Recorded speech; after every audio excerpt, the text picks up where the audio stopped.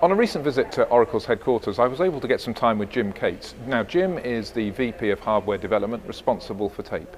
Obviously, I wanted to talk to him about the relevance of tape, both today and in a changing IT world looking forwards.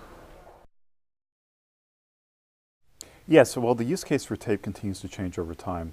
So if you go back in the 1960s, it was primarily used as mainframe storage, the primary storage for mainframe.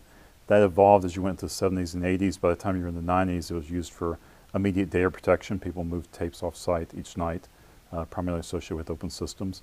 And now, as we move 20 years later, and we're talking the decade of 2010, you're seeing it being used for large-scale data protection for that period sometime after the first week or first 30 days, where people are using tape, and also for the long-term preservation of data through archiving or just, again, keeping data for long periods of time due to regulatory requirements. And this is a really exciting growth area. It's hitting some, with the digital requirements and the government requirements to keep data for long periods of time. It's a very good growth market for tape and a good opportunity for the overall business. A lot of people have an image of tape that's trapped sometime in the 1990s. They don't realize now tape is very reliable. The capacities are very, very large.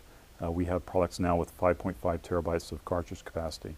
And if a customer has declining data usage or data growth, if they have more budget and they know what to do with, certainly go put it in disk or go put it all in flash.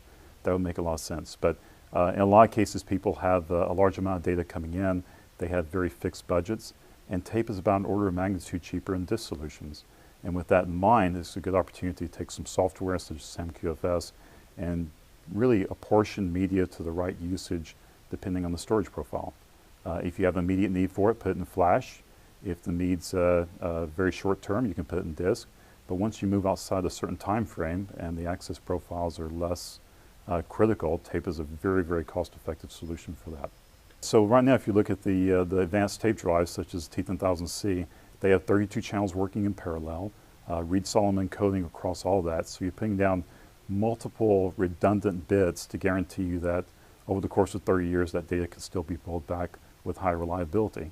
If you look at the bit error rate for tape, is actually about 2 orders of magnitude better than, several orders of magnitude better than what you see on the traditional disk system.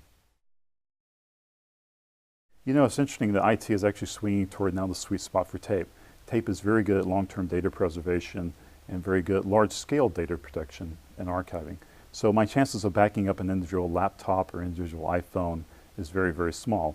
But if you move that data into the cloud and you collect that with millions of other small files, then that's where the tape portfolio plays very nicely.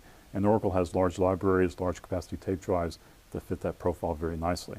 So as soon as you start measuring data in terms of hundreds of terabytes or even petabytes, the amount of money you can save with tape is very, very phenomenal.